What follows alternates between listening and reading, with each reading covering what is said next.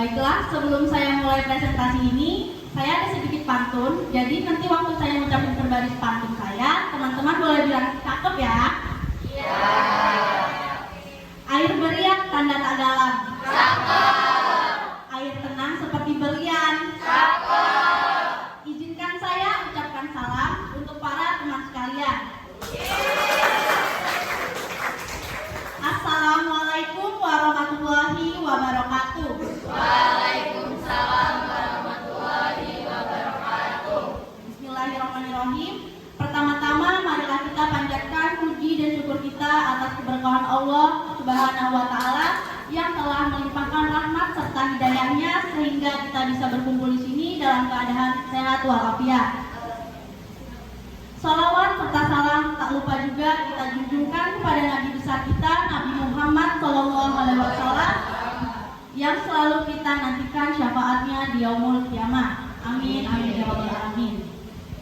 Yang saya hormati Bunda Susneli MM selaku guru pembimbing mata pelajaran bahasa Indonesia dan Kepala Sekolah SMA Negeri 3 Kota Metro, Bapak Ibnu Budi Cahyana, SOS MPD. Izinkan saya memperkenalkan diri. Nama saya Indah Syifa Aulia selaku moderator dari kelompok 2, dan di sebelah saya ada rekan saya yang bernama Fadila Sumal Rois, Elsifa Tadisaka, Febria Savana, Fadila Azriana, Budia Auliani, Chalsa Ansina, Hanina Laika. Sofia Ardiadi.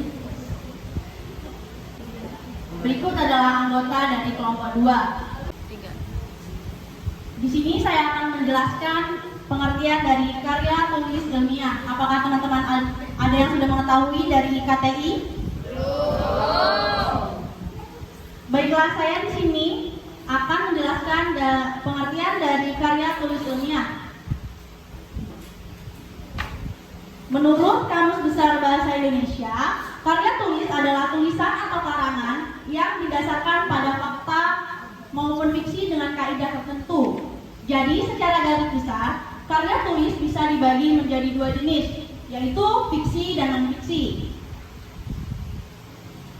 Selanjutnya ada fungsi karya tulis ilmiah. Fungsi ini ada beberapa, yaitu ada 5. Yang pertama, sarana untuk menyimpan gagasan menulis tentunya lebih efektif untuk menjabarkan pemikiran.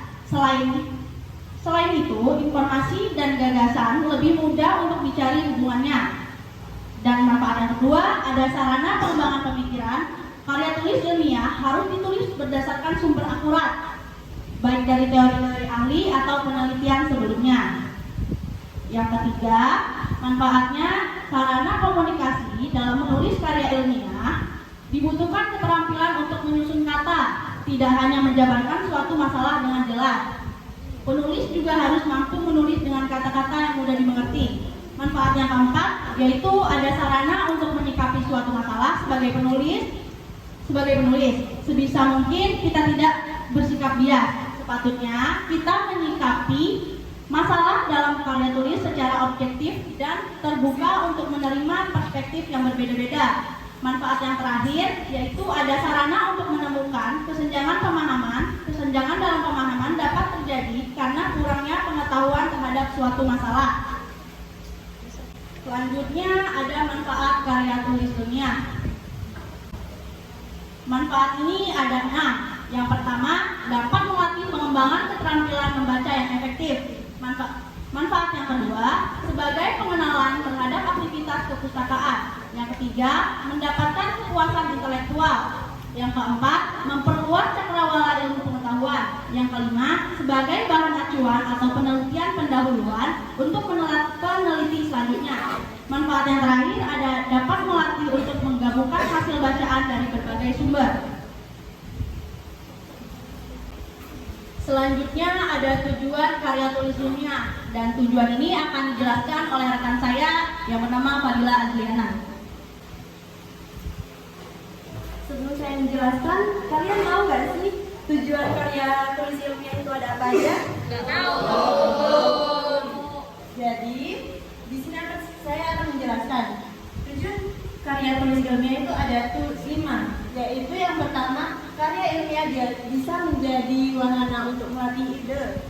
Yang kedua, menjadi wahana transformasi pengetahuan antara sekolah dan masyarakat. Yang ketiga, untuk membuktikan pengetahuan dan potensi ilmiah yang dimiliki oleh siswa-siswa. Dan yang keempat, pembuktian dalam menghadapi dan memecahkan masalah. Selanjutnya yang kelima, melatih keterampilan dasar dalam melakukan penelitian. Lalu di sini ada ciri-ciri karya tulis ilmiah. Ciri-ciri karya tulis ilmiah itu ada 6. Kira-kira kalian tahu nggak sih apa aja? Enggak. Oke. Baiklah, saya akan menjelaskan. Di sini ciri-cirinya ada 7.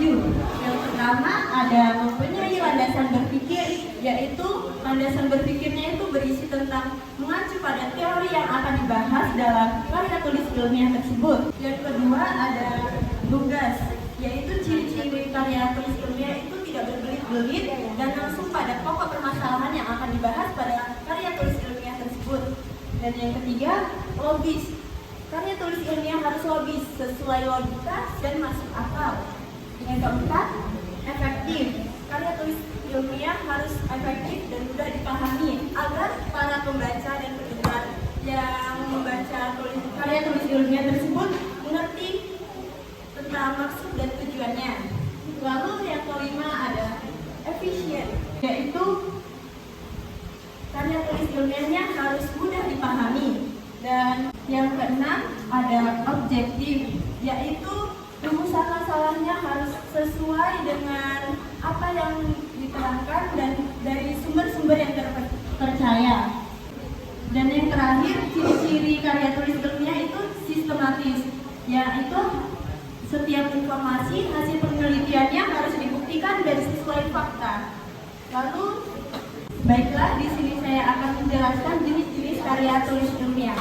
Di sini jenis-jenis karya tulis ilmiah ada 7. Apakah kalian ada yang mengetahui salah satu jenis-jenisnya? Mungkin pernah dengar sih. Jika belum terlalu jelas atau belum terlalu paham, saya akan menjelaskan. Yaitu yang pertama ada artikel ilmiah. Artikel ini sendiri mempunyai tulisan yang berisi tentang opini dari penulisnya yang didasarkan pada suatu peristiwa. Yang kedua ada makalah. Makalah sendiri memiliki pengertian sebagai sebuah karya tulis yang isinya mengulas mengenai data di lapangan yang sifatnya empiris. Yang ketiga ada tesis. Tesis yaitu salah satu karya tulis ilmiah yang wajib disusun oleh mahasiswa di program Magister S2. Lalu yang keempat ada skripsi. Kalian pasti tahu dong skripsi itu apa? Mahasiswa kuliah pasti sering membuat skripsi dan harus memiliki skripsi untuk ditulis sebagai penelitian yang memiliki lingkup lebih kecil. Yang kelima ada disertasi. Bagi mahasiswa yang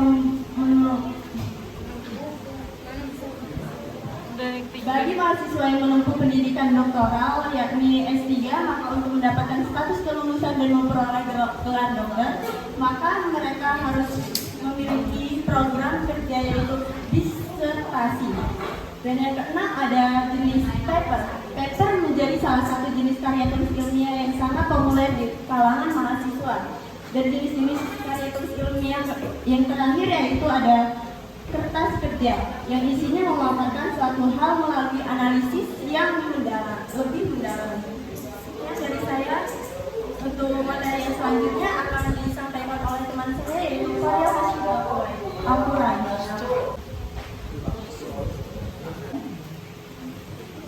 Baiklah teman-teman sekalian, saya di sini akan menjelaskan apa itu dari kaidah kebahasaan. Dalam kaidah kebahasaan, karya tulis ilmiah pertama menggunakan kata impersonal. Kata impersonal dalam menulis karya ilmiah, kamu tidak boleh menggunakan kata ganti saya atau kami. Kedua, menggunakan kalimat pasif. Dalam menulis karya ilmiah, kalimat yang digunakan bukan kalimat aktif, melainkan kalimat pasif. Contohnya, bila kamu ingin penulis melakukan observasi di terminal, lebih baik ditulis observasi dilakukan di terminal. Yang ketiga adalah menggunakan bahasa reproduktif. Kalimat yang kamu tulis harus menggunakan bahasa yang lugas dan tidak ambigu atau bermakna ganda. Yang keempat, menggunakan bahasa denotatif. Bahasa denotatif atau bahasa yang memiliki arti dan makna sebenarnya. Yang terakhir adalah menggunakan kata baku kata yang digunakan dalam karya ilmiah haruslah kata baku sesuai KBBI. Syarat-syarat dalam karya tulis ilmiah.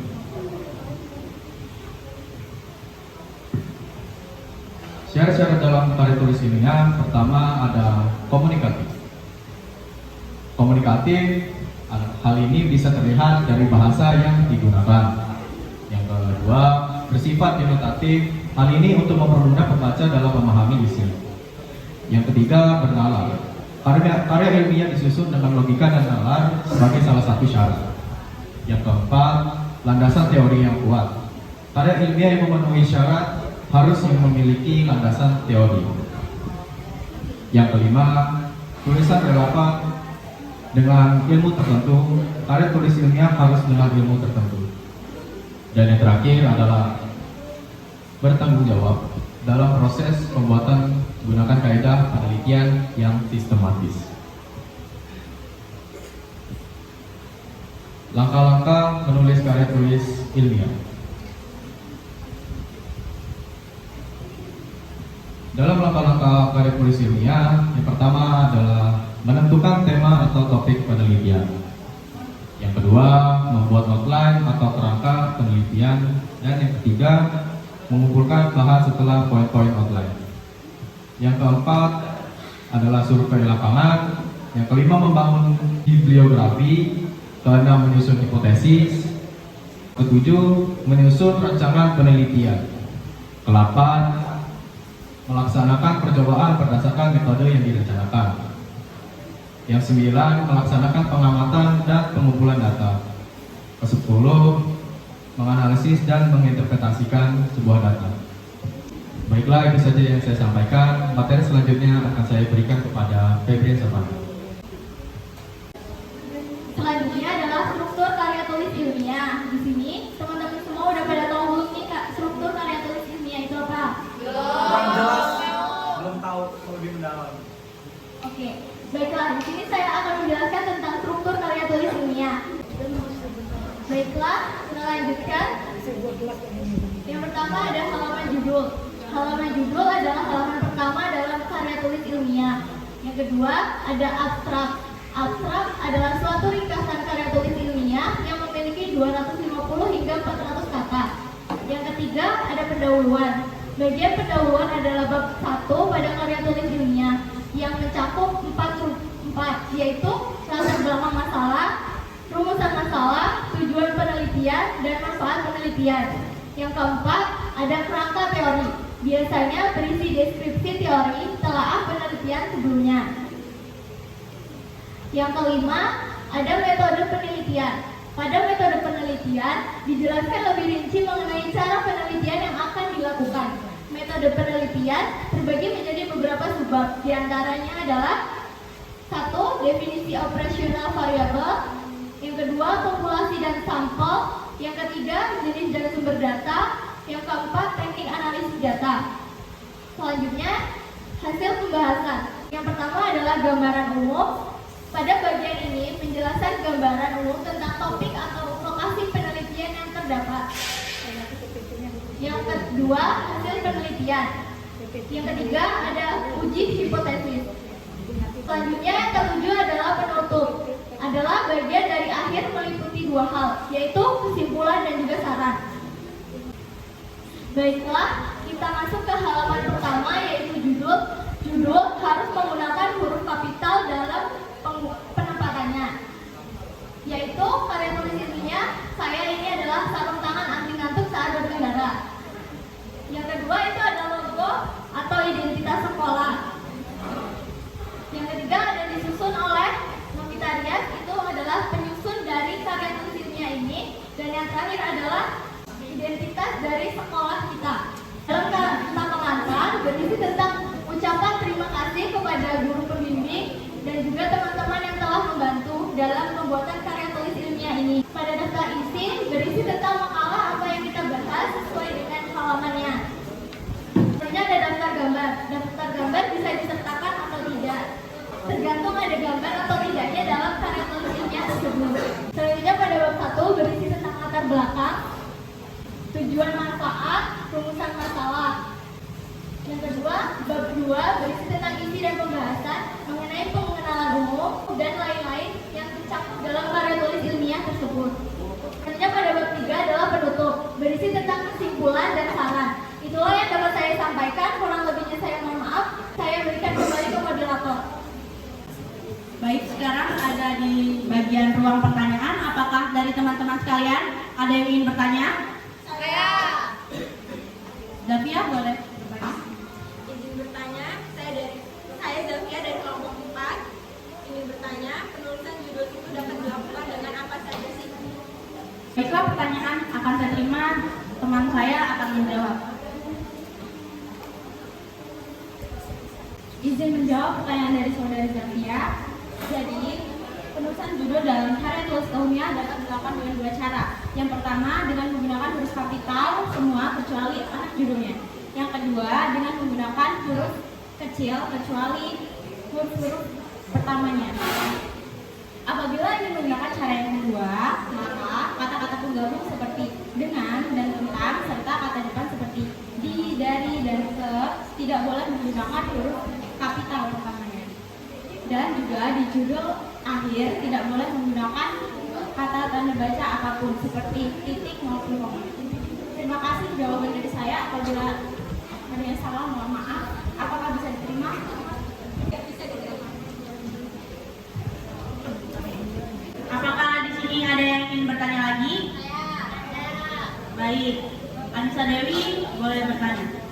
Nama saya Anissa Dewi dari kelompok 1. Ingin bertanya, apa saja aspek-aspek yang dapat menggambarkan karakteristik sebuah karya ilmiah? Baiklah, pertanyaan Anda akan dijawab oleh teman saya. Izinkan saya menjawab. Aspek yang terdapat di karya tulis ilmiah dikaji dari minimal 4 aspek, yaitu struktur sajian komponen dan substansi sikap penulis serta penggunaan bahasa.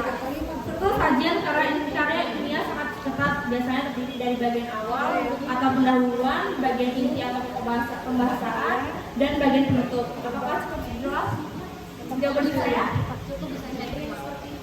Baiklah, saya akan mengembalikan ini kepada moderator.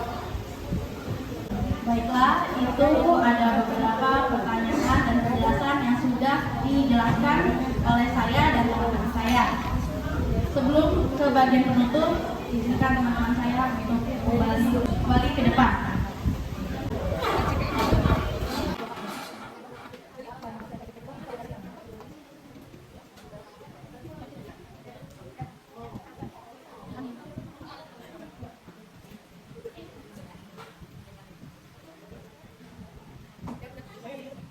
Berikut adalah beberapa penjelasan dan pertanyaan-pertanyaan dari kalian semua yang sudah dijawab oleh saya dan rekan-rekan saya. Sekarang ada di bagian penutup. Sebelum menutup presentasi ini, saya ada pantun lagi. Apa itu?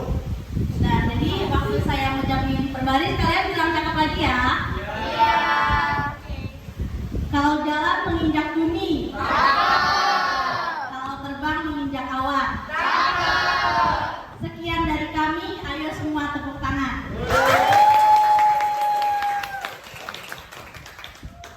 Sekian presentasi dari kelompok 2. Maaf jika ada salah kata. Saya akhiri. Wabillahi taufiq wal hidayah. Wassalamualaikum warahmatullahi wabarakatuh.